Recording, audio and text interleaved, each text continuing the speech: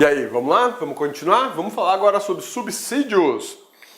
Ó, cabeça, o subsídio é bom? Não sei o que é subsídio, meu amigão. Não sei o que é subsídio. Subsídio eu não conheço. Ó, cabeça, para com isso, cabeça. Tô falando sério. Não, tá falando não. Vai ter aula com o Cid aí lá, tá? Pelo amor de Deus, fala subsídio. Beleza? Subsídio é remuneração em sentido genérico, mas de parcela única, de única parcela.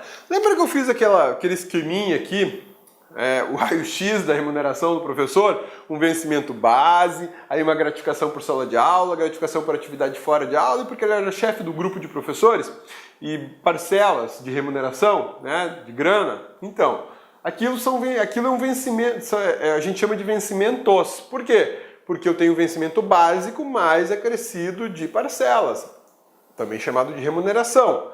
O subsídio é uma parcela única, eu não tenho acréscimos. Então, olha só, vamos fazer aqui o vencimentos. Vencimentos eu tenho lá. Vencimento do professor, R$1.000. Gratificação número 1, R$250. Gratificação número 2, R$250. Gratificação número 3, R$500. E o VC, Vale Coxinha, R$500. Então eu tenho aqui uma remuneração de R$2.500. Isso eu chamo de vencimentos. Subsídio para o mesmo professor. Subsídio para o mesmo professor. R$2.500. Pronto. Parcela única. Subsídio. Ó. Parcela única. R$2.500. Vai, cabeça, é a mesma coisa? Não é a mesma coisa. Por quê? Porque isso aqui é uma parcela única, não tem discriminação de valores. Eu não tenho discriminação de valores, é parcela única, beleza? Aqui, ele saiu da função de chefia, perdeu dinheiro, ele vai passar a receber 2.000. O governo pode cortar, por exemplo, uma gratificação. Ó, não tem mais gratificação de sala de aula, perdeu mais 500. Isso é possível? É. Essa é a fragilidade dos vencimentos. Pode acontecer que uma lei venha e diga, olha, a gratificação de atividade fora de aula mudou. Nós temos aí uma alteração e para incentivar o professor a desenvolver atividades fora de aula, nós vamos pagar agora R$500. Percebe? Eu tenho só mexer nessa parcelinha. Aqui não tem isso. É um bloco de remuneração. Você não tem parcelas de composição. Ou o governo mexe em tudo, né, na remuneração de forma integral, ou não mexe. Aqui o governo acaba tendo mais mobilidade, ele consegue interferir mais na remuneração do servidor. A administração pública não gosta de vencimentos. Por quê? Porque muitos servidores incorporaram no passado gratificações como essa. Vou te dar um exemplo um pouquinho diferente que pode te assustar, tá bom? Vencimentos de um técnico do Senado. Técnico administrativo do Senado, o trabalho dele é nível médio, tá? A escolaridade é nível médio. Vencimento base. R$16.000. Nível médio. Vencimento base. R$16.000. Gratificação por atividade no Senado. Eu não sei exatamente o valor, mas vou colocar aqui R$5.000. A gratificação por trabalhar no Senado. E aí ele assume uma chefia lá.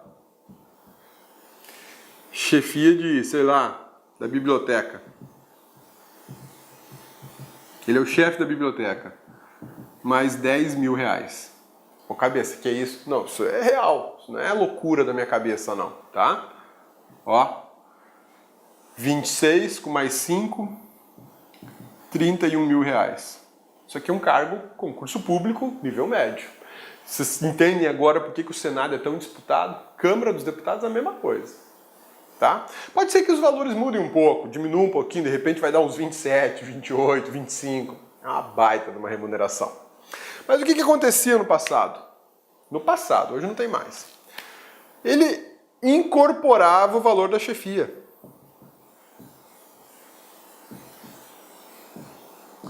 E esse valor de 10 mil passava a ser agregado ao vencimento base dele. Então, chefe ou não, ele passava a receber 26 conto por mês. A incorporação, ela foi eliminada da Constituição. Mas ainda assim existe muita discussão judicial para gente que quer incorporar e já se fala novamente na incorporação. Enfim, isso inchava a folha de pagamento da administração.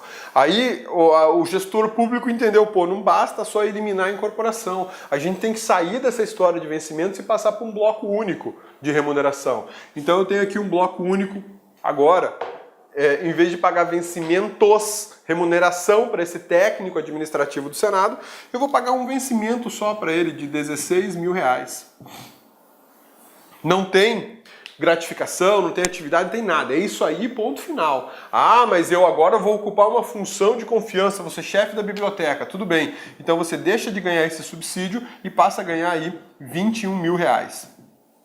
E acabou. Não tem composições. Saiu da chefia, volta a ganhar o que era antes. Não incorpora mais nada, eu não mexi nessa remuneração. Isso é muito mais simples de se administrar, né? Embora aqui o governo conseguisse manipular cada uma dessas parcelas. Então o subsídio ele tem essa grande vantagem para a administração pública. Eu não tenho penduricalhos, eu não tenho acréscimos, eu não tenho parcelas de remuneração. Enquanto que o vencimentos tinha parcela. Isso aqui detona com a administração, mas o servidor acha muito bom, porque ele consegue saber o que está crescendo na remuneração dele e onde é que ele pode ganhar mais. Hoje a Constituição da República tem uma determinação de que todos os servidores públicos devem ganhar por subsídio, mas essa é uma norma que exige regulamentação e não há interesse do legislador em regulamentar isso. Não há. A carreira do MPU acabou de ter uma reestruturação da remuneração dela em 2016, do MPU e de todos os tribunais federais do país. Perdeu-se a oportunidade de passar para subsídio. E ficou lá como vencimentos. Interesse do legislador, né? Paciência. É vedado acréscimo, exceto os constitucionais, por exemplo, hora extra, adicional de férias. Então isso pode ser acrescido no subsídio, né? Você ganha R$1.000 de subsídio, mas aí você vai tirar férias, então nesse mês vai ganhar R$1.300. Isso é perfeitamente possível e aceitável, tá? Obrigatório para todos os agentes políticos. Isso é obrigatório para todos os agentes políticos. E para os servidores, cabeça, os agentes administrativos. Também é, só que depende de lei. Depende de lei. Enquanto não tiver regulamentação por lei, não vai aplicar. Não vai aplicar. Ou melhor, deixa eu corrigir a informação. É obrigatório para agentes políticos e facultativo para servidores públicos, tá? Facultativo para servidores públicos. Eu falei para vocês que era obrigatório para os dois. Não, corrige a informação aí, tá? Facultativo para servidores públicos e obrigatório para agentes políticos. Em qualquer das duas hipóteses vai sempre depender de lei, porque essa aqui é uma norma de eficácia limitada. Norma de eficácia limitada é aquela que exige regulamentação. Vencimentos, no plural, como a gente havia conversado já bastante antes, é a remuneração em sentido específico, composto de várias parcelas. É aquele desenho, aquele esqueminha que eu passei aqui. Típico dos servidores públicos, sua aplicação sempre depende de lei. Vamos falar agora sobre iniciativa salarial, ou seja, quem pode propor o aumento da remuneração do servidor público. Esse é um ponto muito importante e comum em prova de concurso público, porque o examinador cobra esse conhecimento. quem pode alterar, ou melhor, quem pode dar início ao projeto de lei que altera a remuneração do servidor público. E isso cai bastante em prova. A gente chama isso de competência privativa ou de iniciativa privativa do projeto de lei. Será que qualquer deputado pode propor um aumento salarial para servidor público? Não. Será que um senador, qualquer senador? Não. Será que vários senadores? Será que vários deputados? Não. Não é assim que funciona. E em cada função pública de Estado vai existir alguém que detém a competência para fazer isso. Então, olha só. No Executivo Federal, de quem é a competência para tratar de reajuste, de fixação, de alteração da remuneração, do vencimento, do subsídio, do salário dos servidores públicos? No Executivo Federal, Presidente da República. É o Presidente da República que vai apresentar o projeto de lei pedindo para alterar a remuneração dos servidores do IBAMA, por exemplo, ou do Ministério da Justiça, ou da Polícia Federal. É ele que tem a iniciativa. O que quer dizer isso, iniciativa? É ele que pode chegar no Congresso Nacional e falar, ó, toma aqui, ó, o projeto de lei para alterar a remuneração dos servidores sei lá, da Polícia Rodoviária Federal, da Receita Federal, tá? Câmara dos Deputados. É a Câmara, é o presidente da Câmara dos Deputados que pode apresentar um projeto de lei para alterar a remuneração dos próprios servidores. A mesma coisa no Senado. É a mesa do Senado, é o presidente do Senado que vai apresentar. Poder Judiciário, cada tribunal detém essa competência, no caso, tribunais de justiça, né? O Tribunal de Justiça pode apresentar na Assembleia Legislativa um projeto de lei para alterar a remuneração dos servidores. Na verdade, é o presidente do Tribunal de Justiça que vai fazer isso. Ele que detém a iniciativa privativa para iniciar um projeto de lei. E no caso da Justiça Federal, né, do Poder Judiciário da União, melhor dizendo, o STF. O STF ainda tem competência para apresentar a remuneração dos próprios ministros, né? Que é talvez a remuneração mais esperada do ano, a fixação da remuneração mais esperada do ano é dos ministros do Supremo Tribunal Federal. Eles é que definem quanto eles vão ganhar, melhor, eles é que definem o que eles vão propor ao legislador para ganhar. Aí vai lá com um projeto de lei. O presidente da República não pode apresentar um projeto de lei para dizer quantos ministros do STF vão ganhar. Não pode fazer isso. Por quê? Porque essa competência é privativa do presidente do STF. Por que é assim? Independência de poderes. Então, cada poder deve ter a sua autonomia administrativa, financeira e respeito à sua independência para poder dizer quanto vai ganhar a sua galera. Presidente da República, Senado, deputados e ministros de Estado, Congresso Nacional é a iniciativa de fixação. Olha que bacana, sempre com sanção presidencial. Então essa parte da aula aqui é para você saber, lembrar, gravar, memorizar que a remuneração de servidores públicos, ela é justamente fixada pelo chefe, fixada não, proposta a sua alteração pelo chefe máximo da instituição, né? Então, dentro do Executivo, governador em âmbito estadual, prefeito em âmbito municipal. No Distrito Federal, governador do DF.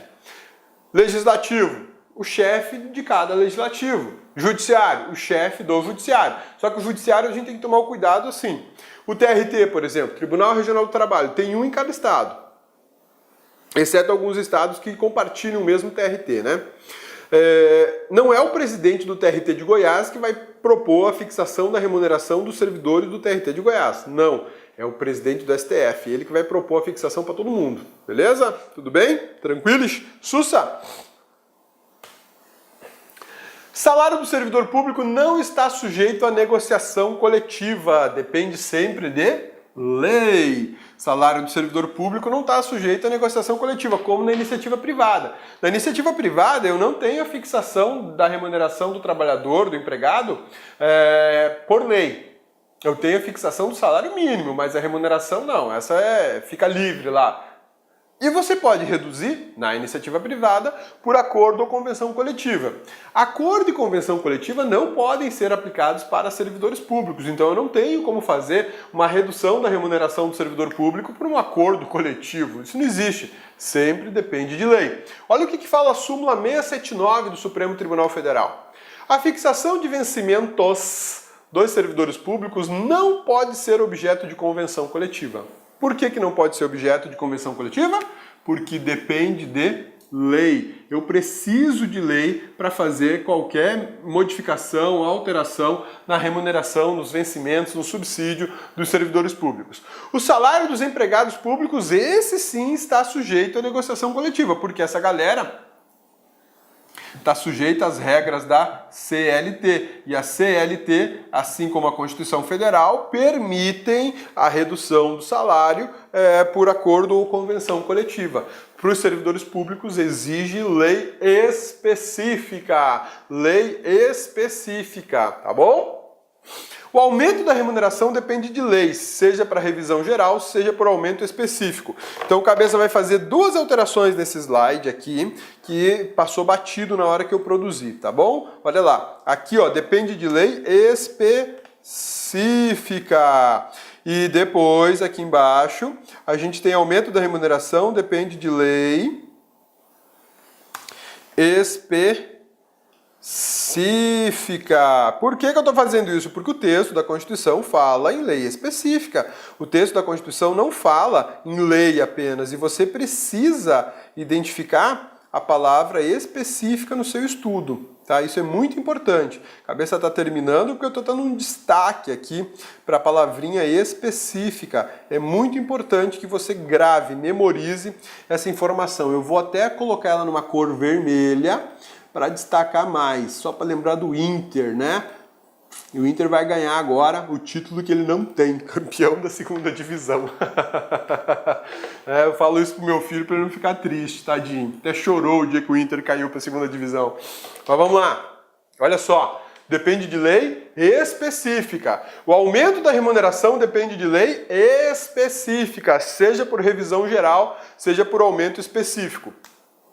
Outro ponto muito importante sobre remuneração, revisão geral é diferente de aumento específico. Revisão geral é diferente de aumento específico. Revisão geral é muito conhecido como RGA. RGA, revisão geral anual. Revisão geral anual é completamente diferente de aumento específico. Vamos entender por que é diferente? Olha só. Revisão geral anual é revisão salarial para todos os agentes públicos. Revisão geral anual é revisão. Revisão é diferente de aumento. Revisão é diferente de aumento. Quando eu faço revisão salarial, eu não estou fazendo aumento salarial. Eu estou revisando a remuneração do servidor. Isso é completamente diferente do aumento, tá? Vamos analisar com mais propriedade nessa outra tela. A revisão geral anual, que também é chamada de revisão salarial para todos os agentes públicos, é competência privativa do chefe do executivo. Isso aqui vale para todos os servidores. Não interessa se é do judiciário, não interessa se é do executivo, do legislativo, do MP, não interessa. Quem propõe a revisão geral anual é o chefe do executivo. Ó, artigo 61, parágrafo 1º, inciso 2, letra A. Tá? E a revisão específica? Essa é a alteração salarial para determinada categoria ou cargo, competência privativa do poder que o cargo está vinculado. Ocorre em casos de reestruturação do cargo e da carreira, é pontual, só alcança agentes públicos determinados e é excepcional. Então vamos lá, vamos falar do RGA, ó. RGA e aumento. RGA 2017, proposto pelo Presidente da República para todos os servidores públicos federais, administração direta e indireta. Então vai atingir o Executivo, vai atingir o Legislativo, vai atingir o Judiciário, vai atingir o MP. Todos os servidores terão uma revisão. Essa revisão, geralmente, é pautada por um índice inflacionário. É pautada por um índice inflacionário. Então, essa revisão é feita sobre o salário que já existe e aplica-se um índice de correção. Eu estou fazendo uma correção monetária, porque o salário está perdendo valor em razão da inflação. Eu vou fazer uma mera reposição da inflação. Então, ela sempre gira em torno de 5, 3, 2, 4. Eu não posso fixar esse índice de reajuste, de revisão, esse índice de revisão ao índice inflacionário, sei lá, do INPC. Não posso, é proibido. Mas eu posso usar o INPC como referência para fixar um índice próprio. Agora o aumento não. O aumento, você tem aqui, ó, o presidente do Supremo Tribunal Federal está propondo uma reestruturação da remuneração dos servidores do judiciário para os cargos de técnico e para os cargos de analista. Isso é muito específico, né? O vencimento base aqui dessa galera era de R$1.000. Aí por essa proposta, o vencimento novo, básico, vai passar a ser R$2.500. Isso não é correção. Isso é uma alteração substancial na remuneração. Aqui a correção inflacionária seria o seguinte: olha galera, vocês ganham R$1.000, né? Então vamos fazer uma revisão inflacionária, vou acrescentar aqui mais 3,5%. Isso é só correção da inflação. Então eu posso ter um ano que eu tenha um aumento específico da carreira mais o RGA. Esse aqui o governo federal ignora todo ano. Simplesmente ignora, ele patrola, ele não toma conhecimento, ele faz de conta que não existe. O servidor fica enlouquecido com isso, porque é uma remuneração que o salário mínimo é uma forma de correção que o salário mínimo tem todo ano. Todo ano o salário mínimo multiplica, ele aumenta 7%, 10%, 8%, 5%. É a variação lá que é proposta, mas ele tem uma modificação, né? O servidor público nem todos têm. Nos estados parece que isso é um pouco mais cuidadoso, né? Existem estados que se preocupam com o RGA do servidor. Em contrapartida, para ter um aumento como esse é uma dificuldade do outro mundo, né? Então, meu amigão, agora você já sabe que existe RGA, que é a Revisão Geral Anual do Servidor Público, é obrigatória na Constituição isso, tá? E você sabe que existe o aumento da remuneração, que é específica. O RGA na esfera federal fica sob a responsabilidade do presidente da República, e o aumento do servidor específico lá na esfera federal sobre cada órgão, o chefe do Executivo, o chefe do Legislativo, o chefe do Judiciário, o chefe do MPU. Eles vão propor o aumento. Agora, a revisão geral anual fica sob a responsabilidade do chefe do executivo para todos os servidores. Belezinha? Sussa? Tranquilos? Então vamos lá. Não cabe ao Poder Judiciário, que não tem função legislativa, aumentar o vencimento dos servidores públicos sobre o fundamento da isonomia. Tem duas súmulas do STF que deixam muito claro que o Judiciário não pode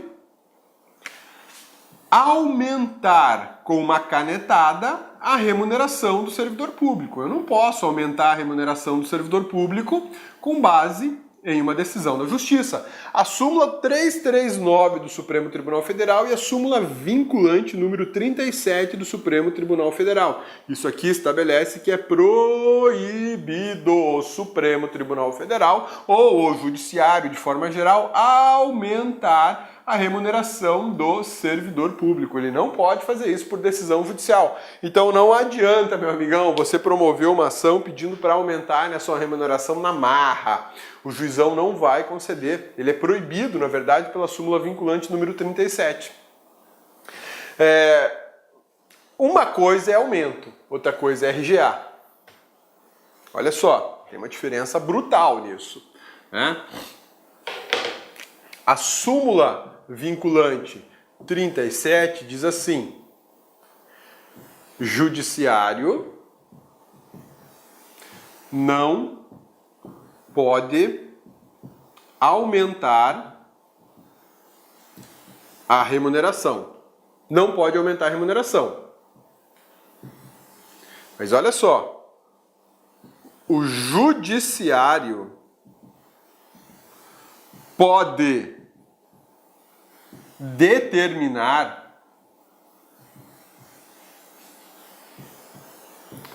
aplicação do RGA. Por que o judiciário pode determinar a aplicação do RGA? Porque o RGA não é aumento. RGA é revisão. RGA é revisão. RGA não é aumento. Isso aqui é posição do Supremo Tribunal Federal. Então, meu amigão, bonito que são servidores públicos, vocês nem pensem em chegar na justiça e falando assim, juizão, eu quero que aumente a minha remuneração. O executivo não quer aumentar, então dá uma ordem aumentando a minha remuneração, equiparando a minha remuneração de técnico do Tribunal Regional Federal ao técnico da Receita Federal ou do Senado. Esquece! O juizão vai falar, ó, pedido impossível, a súmula vinculante número 37 me impede. Tudo bem, mas impede de aumentar. Agora, uma outra situação, juizão, é o seguinte, eu tenho um direito constitucional que é o RGA. Anualmente eu tenho o direito de ter uma revisão, uma correção da minha remuneração, observados alguns índices. O Estado, o município, a União não está me conferindo isso. Então, juizão, eu estou pedindo que você determine ao chefe do executivo a aplicação do RGA na minha remuneração. Aí pode. Beleza? Sussa, tranquilos? Ô cabeça, não sabia dessa diferença? Pois é, meu amigão, fica triste não, nem você e nem um exército de concurseiros sabiam, tá? Pouquíssimas pessoas têm o cuidado de estudar a diferença do RGA e do aumento da remuneração. Porque, enfim, acha que estudar para concurso é só ler a Constituição aqui naquilo que cai na prova. Não é, você tem que entender esses mecanismos todos para você ter uma estrutura muito maior para poder resolver a tua prova e para poder passar no concurso. Belezinha? Servidores públicos estão sujeitos às regras do artigo 7º da Constituição Federal de 1988. Olha só o que a gente tem aqui. O artigo 39, parágrafo 3º da Constituição diz o seguinte: aplicam-se aos servidores públicos ocupantes de cargos públicos o que está disposto no artigo 7º do inciso 4 até o 30, podendo lei estabelecer requisitos diferenciados de admissão quando a natureza do cargo exigir. Então aqui é uma tarefa de casa, tarefinha de casa. Vocês vão pegar o artigo 7º da Constituição Federal e vão lá fazer uma marcação com aquela canetinha amarela, show de bola, em tudo isso aqui, tá bom? Pode marcar lá em amarelo e faz uma anotação ao lado da marcação amarela. Aplica servidor, aplica servidor, aplica servidor, tá legal? Beleza? Primeiro você marca tudinho em amarelo. Onde você marcou de amarelo, você faz lá. Aplica servidor pequenininho do lado da sua Constituição, do seu material de estudo. Por quê? Aí você vai identificar quais são as garantias do artigo 7º que são aplicadas aos servidores públicos. Por exemplo, hora extra, tá aqui, né? E você deixa lá que isso também aplica ao servidor público. Garantia de recebimento de salário mínimo, aplicação do artigo 7º, inciso 4. Todo servidor público, todo trabalhador, na verdade, no Brasil, todo trabalhador brasileiro tem uma garantia constitucional de receber pelo menos um salário mínimo. A Constituição é muito clara, no artigo 7º, inciso 4, em dizer que todo trabalhador tem o direito de receber pelo menos o mínimo. Tranquilo, né? Não tem nada demais isso. O salário mínimo é unificado em todo o país e ele pode ter uma diferenciação. Hoje é de 947, se eu não me engano, 900 e alguma coisa o salário mínimo, né? Mas pode ser que em algum estado o salário mínimo seja de R$1.000. Não tem problema nenhum. O mínimo foi respeitado. O mínimo é que é unificado. O máximo não. O teto não. Não tem unificação. E há uma garantia de que todo servidor público receberá pelo menos o salário mínimo. Pelo menos. Acontece que existe uma súmula vinculante, que é a súmula vinculante número 6 do Supremo Tribunal Federal, que diz que é possível estabelecer salário inferior ao mínimo. Terrível isso, né? O Supremo, vou te falar, tem hora que dá vontade de pôr fogo no Supremo junto com o Congresso Nacional. E com o Executivo também, né? Lá com o Palácio da Alvorada. Desculpe, Palácio do Planalto. Olha o que fala a súmula vinculante número 6. Não viola a Constituição o estabelecimento de remuneração inferior ao salário mínimo para as praças prestadoras de serviço público militar inicial. Para a galera do serviço militar inicial, esses praças aqui é a galera do serviço militar obrigatório, tá? É do obrigatório. Para eles, eu posso pagar algo inferior ao salário mínimo. Para o menor aprendiz eu não posso, para o estagiário eu não posso, para o pensionista, na previdência não pode, para o trabalhador comum não pode, mas para os praças do serviço militar inicial pode. Galera, isso é uma exceção à regra constitucional criada pelo Supremo Tribunal Federal, decorrente de um entendimento do STF já antigo. Isso aqui não é novo, só transformaram em súmula vinculante. Era uma súmula anterior do Supremo. Então existe a possibilidade no Brasil alguém ganhar menos que o salário mínimo? Sim. Exemplo, súmula vinculante número 6. Praças do serviço militar. Tá? É possível reduzir a remuneração do servidor ou de empregados públicos? Não. Irredutibilidade salarial aplicada ao trabalhador na iniciativa privada e ao empregado público. Isso é a regra, tá? Isso é a regra, mas a gente tem a exceção. É possível reduzir a remuneração do servidor ou do empregado público? Regra geral, não. A gente chama isso de regra da irredutibilidade salarial, aplicável ao trabalhador de iniciativa privada e ao empregado público, e também ao servidor público, tá bom? Tudo bem? Isso é a regra, tá? Olha só. A exceção.